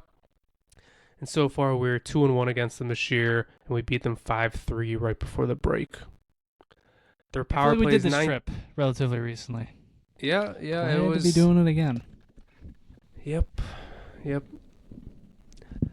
Power play is 19th. Their penalty kill is 6th at 82.6, and that is right above us. Our penalty kill is continuing to move down the ranks. That is, it's 7th now. Goaltender matchup. Probably see UPL or Lion this game versus Sergei Bobrovsky or Daniel Tarasov. I'm going to assume it's going to be Tarasov if Bobrovsky would probably play the first game from break. So Tarasov is 8-8-2, 899, 2.83 goals against, and he's about league average in goals saved above expected. Bobrovsky, not having a good year, even though he's played a shit ton of games. 21, 17-1, an 871, a 3.13 goals against, and he's 87th out of 91 for goals saved above expected. Injuries, Tobias Bjornfoot is day-to-day and expected to be back against us. They do have 5 players on LTIR. Jonah Gadjovic, Thomas Nosek, and Seth Jones are all day-to-day and are expected to be back after the deadline. And then Dmitry Kulikov is week-to-week, and Barkov is still month-to-month. Brad Marchand is over a point per game with 25 goals and 25 assists in 50 games. Bennett and Verhaeghe have 42 points. Lundell is 40. Seth Jones leads the defenseman with 24 points, but he's hurt. Forsling and Ekblad have 21 points. And Matthew Tkachuk has played 10 games since he has returned from injury, and he has 3 goals, 5 assists, and 31 penalty minutes. Former Sabres, Sam Reinhart, team leading 27 goals and 28 assists. He's just under a point per game. Evan Rodriguez, 10 goals and 15 assists, and Dmitry Kulikov has been hurt almost the entire season. They had quite a few players playing in the Olympics, so they have quite a few medals.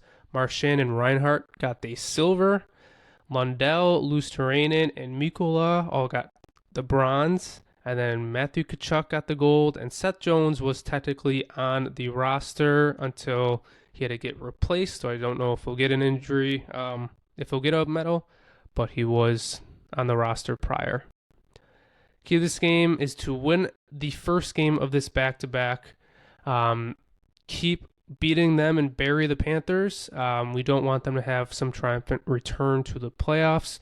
And considering they had a lot of guys play in the Olympics, we should be more well-rested, even not considering the we have the rest advantage since they played the night before. And then the Sabres are at Tampa Saturday at 7. This is also on MSG. Second game of them back-to-back. Lightning are 37-14-4. First in the Atlantic, tied for first in the conference. 8 points in front of us with 2 games in hand. They are currently on a 5-game winning streak, beating Utah, Winnipeg, Boston, us, and Florida. And they've won 19 of their last 21. They play Toronto on Wednesday and Carolina on Thursday before us. This is only our second game against them, and we lost to them 4-3 in overtime against them right before the break. Their power play is 12th. Penalty kill is 4th. Goaltender matchup, we'll see Lion or UPL versus Andrei Vasilevsky or Jonas Johansson. Vasilevsky having one of, if not the best year of his career, 27-7-3. He's tied for first in wins. He's a .921 save percentage, which is second in the league with a minimum of 6 games played. Do you know who is right in front of him? This player has played 19 games, and I think he's a .922. Is this like a funny one? He's a former Sabre. Is it Jonas Johansson. No. Trust me, not him. He's playing up north in Canada. Comrie? Nope. Ah. Good guess, though, thinking backups. Yeah, I figured as such. Backup Sabres goaltender. Had a famous quote. We're all going to die one day or whatever he said. Oh, Devin Cooley. Devin Cooley's got a 922. With 19 games played. Wow. Yep. Good for him, man. Good for him. Yep. I was a little shocked when I saw that. But yeah, having a good year up there. Vasilevsky, he has a 2.11 goals against, which is first with minimum 5 games played, and he's second in the league in goals saved above expected. Jonas Johansson, 10-7-1, and 890, so not even close to what Vasilevsky has. 2.92 goals against and 59th in the league in goals saved above expected. Injuries, Anthony Cirelli, Victor Hedman, and Braden Point are all day-to-day and expected to be back against us. Hedman, I believe, didn't play the last game of the Olympics. Is that correct? Didn't he not he have didn't. any minutes? Yeah, he was just sitting on the bench in full equipment. But yeah, probably they said their best shot to win. Yeah. Mm-hmm. Yep. Charles Edward Deostis, Emil Lilleberg, and Nick Paul are all day-to-day and may be available in the next game against us since we play them next week as well. And then Maxwell Crozier is month-to-month. Nikita Kucherov, third in the league in points with 91 and tied for first in the league in assists with 62. Jake Guentzel, 26 goals, 34 assists. Cirelli has 35 points. Darren Radish, their top scoring defenseman, has 17 goals and 35 assists. Jake Moser is the next closest at 19 points, and he's a plus 39. And Victor Hedman has 13 assists in 21 games. Former Sabres, if Brandon Hagel counts, he has 27 goals and 27 assists. Zemgus Girgensons, 7 goals, 7 assists, and then Jonas Johansson. Olympic participants, or Olympic medalists, I should say, Anthony Cirelli, Brandon Hagel, and Braden Point all got the silver, and then Jake Guentzel got the gold. Key of this game is the same as last week, or the last week time we played them, since we also were playing them on the second half of back-to-back, is to just try and get a point. This is going to be a tough game against Tampa. Obviously, last time they did get the point, so they were successful in that. So just go for the same thing. And once again, they had a bunch of guys who played in the Olympics, so theoretically, we should be more well-rested. So that is it. 3-game road trip at New Jersey on Wednesday, at Florida on Friday, and at Tampa on Saturday. All of them are at 7 p.m. Try to get 4 or 5 points. Beat New Jersey, take care of business there, and then got to win one of the back-to-back. And 2 of 3. You'd hope that's Florida. 2 of 3. Yeah, 2 of 3. All right. Nice work, as always, JP. Time to get back into the swing of things. You only got what? Probably like 10 more weekly previews left, with hopefully more after that. Something like that. Yeah. Might be less, actually. No, it's less than 2 months. It's probably like 7 or 8. Probably 7 or 8. I think our last game is... Oh, I had it pulled up. It's like the 15th, I think, right? Yeah, I think it's April 15th. Yeah, April 15th is our last game. Yep. So from here till the end, or halfway through that month, the Sabres do not have back-to-back days off until like mid-April.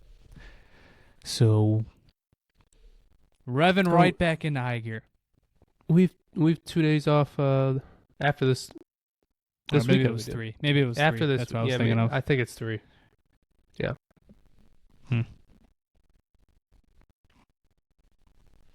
All right. So, last thing before we log off here. Big announcement. This might be your first time hearing it, or you'll be hearing it tomorrow / you've already read it on our socials.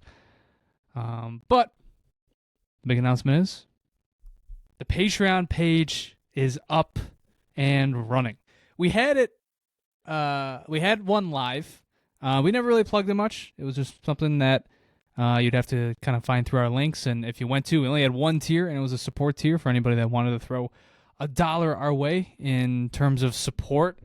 And we had a handful of people do that, so thank you to those people. But we didn't really have the time just yet to really delve in and do additional content, add on tiers, all the perks and all that. But now we're at a point.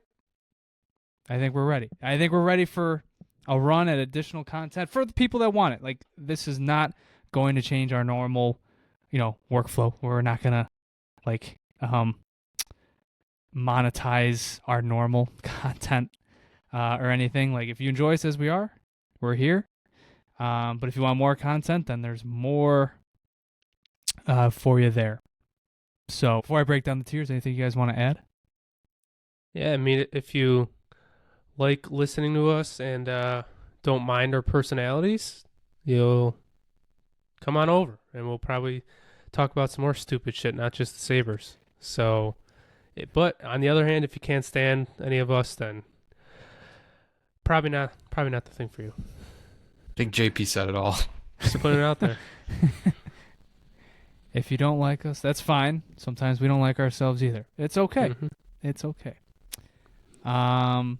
So you can go right now. We have 3 available tiers. We're keeping our initial one that we had up. Support tier. Anybody that wants to throw $1 a month our way just to show your support, we'd appreciate that.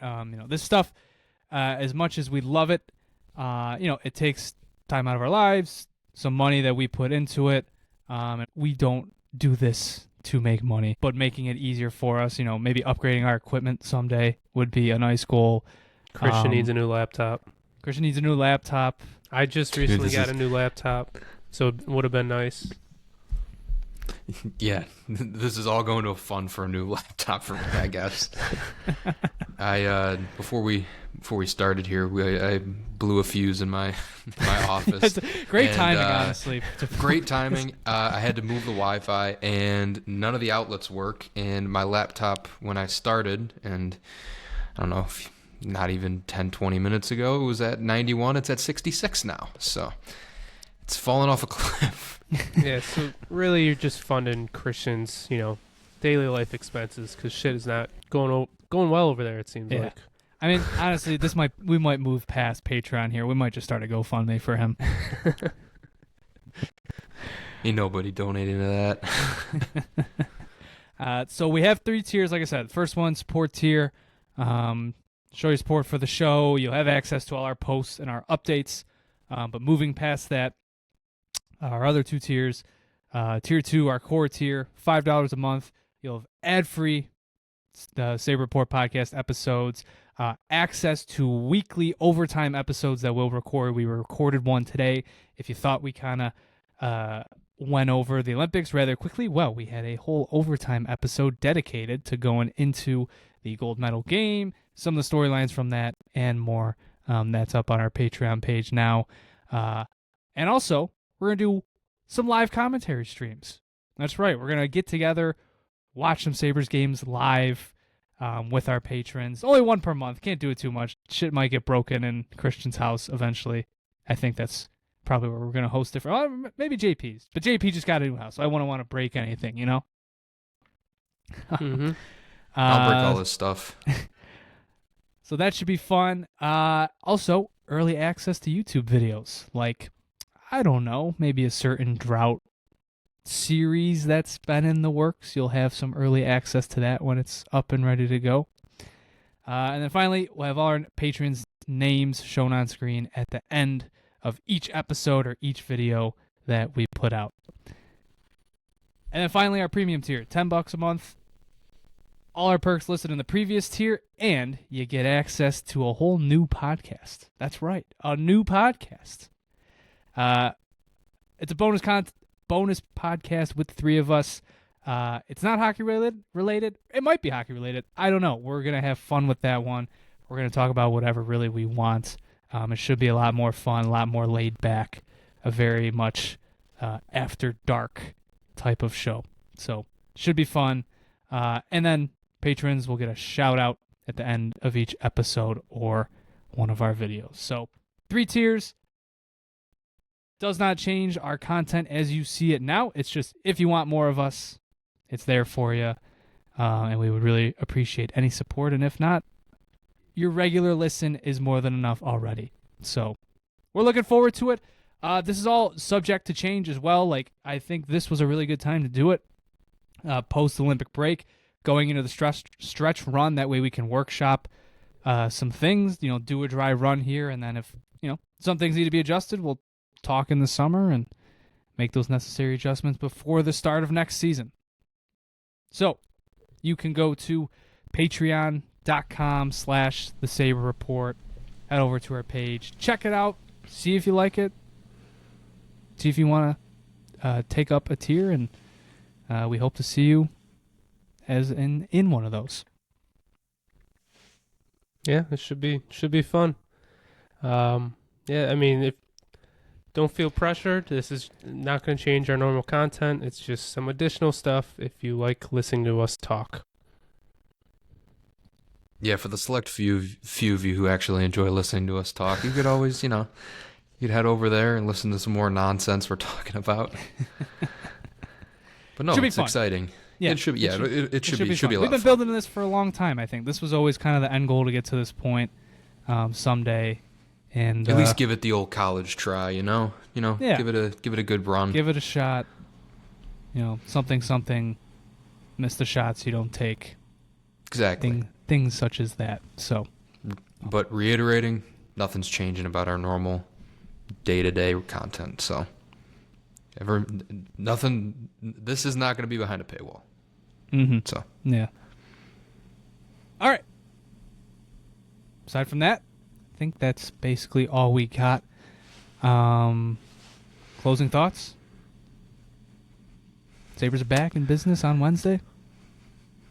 Sabres are back. And I guess I should go into more depth. Like, I think the overtime episodes, I think, we've always wanted to kind of do like some post-game stuff. But we didn't want to do like a full episode, like after a game. God forbid we make Christian stay up past like midnight on a weeknight. Like, that might be rough. But I think that it would give us a chance to hop on and talk about a game we're excited about, or maybe mad about, and then upload it to our patrons. So yeah, good example of that. Some other ideas too that we could implement. So we got some stuff, got some ideas. See how it goes. So yeah, closing thoughts. I didn't mean to interrupt. Yeah, all I was gonna say for it to be back on Wednesday. Yeah, all right. Sabres are back. The crest is calling. Will we answer? 25 more games. Let's freaking break this drought. I'm sick of this shit. And then if we don't break the drought, Jonah's gonna have to add about 50 new entries to the drought iceberg. So that's let's get through this. Have there even been that many? Yeah, let's make more work for him. What if we got this season? Probably all the Kevin Adams stuff. Tirabagula power play. He hates power plays. The Oslin sent down final straw. That might be one. Yeah. Yeah. I guess there's not really anything Beer egregious saver this year. Oh yeah. The beer saver. Yeah, that's a good one. I don't know. Hopefully not. Hopefully I don't have to do this for my own sanity. But until then, let's hope they get back in their winning ways, and like we said, let's end this fucking drought. Let's do it. So, until next time, thank you very much for listening. If you want to follow us on Twitter, you can follow us at The Sabre Report. Also on Instagram, TikTok, Facebook, and YouTube at The Sabre Report. If you listen to this on YouTube, be sure to like, share, and subscribe. Be sure to leave your thoughts down in the comments down below. Tell us what you think about the Olympics, about if you have thoughts about the Rochester Americans, my conversation with Andrew, anything. We read them all. And like we said, one last time, go support us over at patreon.com/thesaberreport. Go give our friends over at the Buffalo Sports Talk podcast a listen as well. Fully into off-season mode. They just released an episode this past week, fully previewing their off-season, and they do great stuff over there, so be sure to give them a listen. So on that note, until next time, we'll see you guys. Take care, and as always, go Sabres. Go Sabres. Go Sabres.